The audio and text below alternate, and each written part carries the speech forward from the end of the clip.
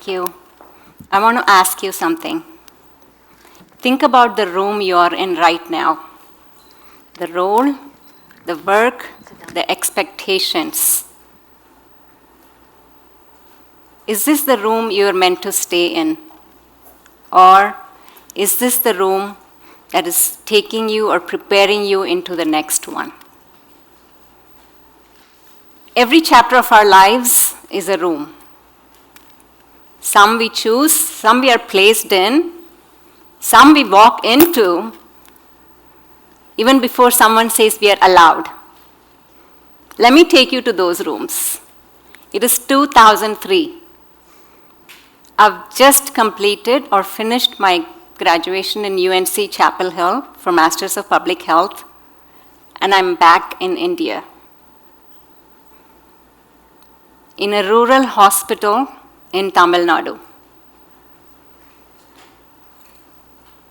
It smells of antiseptic and rain. Outside there are rice paddies, and inside there are pregnant women lying in bed waiting. I've been just handed a file that tells me something I'm not prepared for. In this hospital, pregnant women are screened for HIV at the rate of 5%. 5%. 95 out of every 100 pregnant mothers are not getting the help they need. Not because someone is cruel, but because the process had been designed around the process, the paperwork, the protocol, the hierarchy, and never around the patient in bed. I'm standing there and thinking, I have a title, I have 2 degrees, and I have absolutely no idea what to do. No idea. My name is Nazeera Dawood. I'm a physician, former government chief of staff, CEO of vendorship right here in Johns Creek. And I want to talk about the next room and what it truly takes to walk through the door.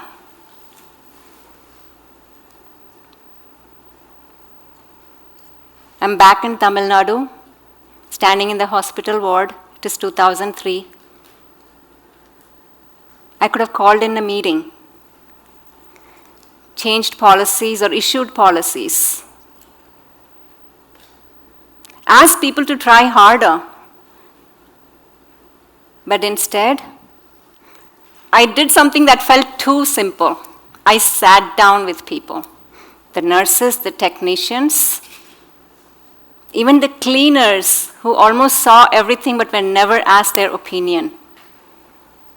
200 people, one question: what's getting in your way? And for the first time, they felt heard. They told me everything. Paperwork duplicated 3 times. Information lost between shifts, and women leaving confused because no one explained things in words to them that felt human. So we fixed it. Not with more authority, but with more listening. We changed the process, we redesigned the process around the patient than the protocol. HIV screening for pregnant mothers went from 5% to 95%. Same hospital, same staff, same resources, completely different results. The room had not changed. The way I chose to lead inside it did. I came back to the United States. I spent years at Emory University researching cardiovascular disease and health disparities. Meaningful work, important work. But I felt something shifting. I wanted to take those insights beyond journals and into the communities. So I spoke to my supervisor. She listened. And then she suggested that perhaps my space was somewhere like Walmart.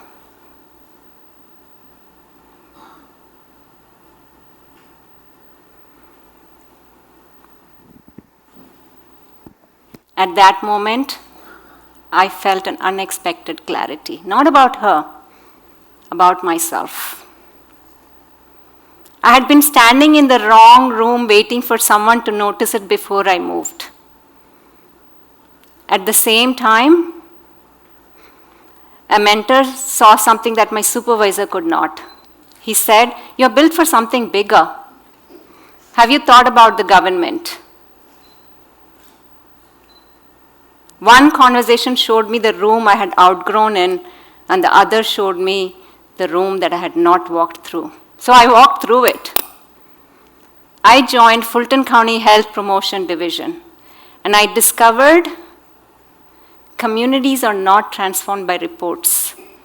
They are transformed by relationships.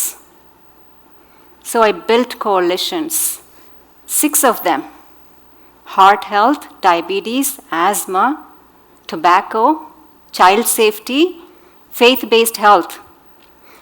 400 organizational partnerships, all 15 mayors at the same table. We asked communities what health looked like for them. And we built the infrastructure around their answers. It became my dream job. It was my dream job. But then I learned something that nobody puts in a leadership book. Building something does not guarantee you'll be allowed to lead it. When the grant came through, someone else was chosen to lead what I had built. The room closed. But sometimes the room that closes is simply the one you are not meant to stay in.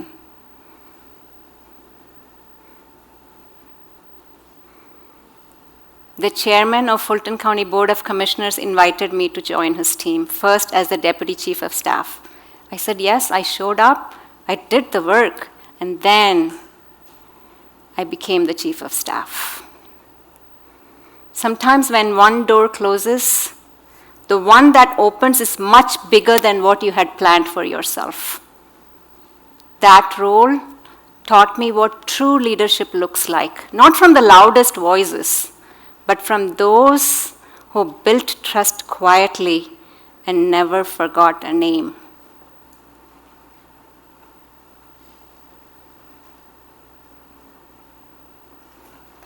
I was a woman from another part of the world, walking into rooms that others had been there for decades. Sometimes I felt the weight of it.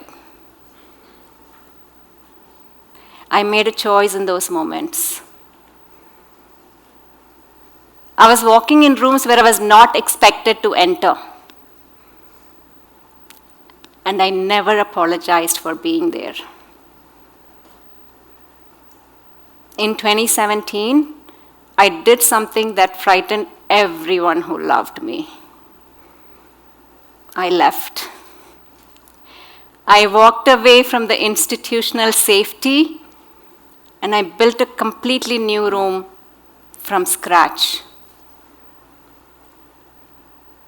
Mentorship Inc. Built to open the doors of government contracting for businesses, the doors that are historically complicated, confusing, and closed. No business degree, no outside investor, just a conviction that every room that I had walked in had prepared me for the room that I was yet to build. Initial days were hard. But here's what carried me through. Confidence is overrated. What got me through was commitment. One more day, one more door to walk through, one more call. In 2025, I received the Enterprising Women of the Year award, US PAC Top Business Leader, Outstanding Asian American Leader Award, and the City of Atlanta Proclamation for Supplier Diversity. None of this happened because someone invited me in. It happened because I walked through anyway. But I want to tell you about one more room I built. something closest to my heart. I noticed in my community people had questions, real questions about health, money, belonging, aging, and they had no comfortable room to ask them in. So I built one, Chai and Just Chat. Since 2017, monthly gatherings, free of cost, open to all, politicians, practitioners, faith leaders, neighbors, doctors, all coming together to discuss what really mattered, what things actually mattered.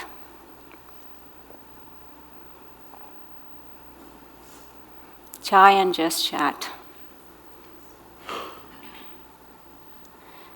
Sometimes the most powerful thing a leader can do is set out chairs and say, simply set out chairs and say, there's a room here for you. And that was all what Chai and Just Chat was about. And that was enough, because leadership is not just about the rooms you enter, but the rooms you create for those who've never been invited into one before. At the beginning, I asked you a question. Is this the room you're meant to stay in, or is this the room that is preparing you to walk into the next one? I look at the audience and I know who's here. I see who's here. I see people who've crossed great distances and are still asked to prove they belong in the room they are standing in. I see women standing at the door of the next room, hand on the handle, waiting for someone to say, it is okay to walk through. You are allowed. I am standing here as proof. I was a doctor in a hospital ward, chief of staff in government. And every room that I hesitated to enter before entering was the room I was meant to walk through. You do not need permission. No one is coming to invite you in. All you need to decide is that you've grown larger than the room you're in. I am a girl from Tamil Nadu who crossed oceans with a purposeful heart, with a heart full of purpose, standing right here in Johns Creek, Georgia, telling you again that every room that I hesitate to enter became the room that I was meant to cross through, walk through.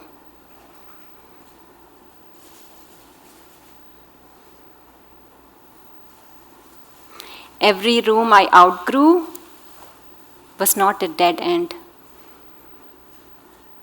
It was the hallway to the next one.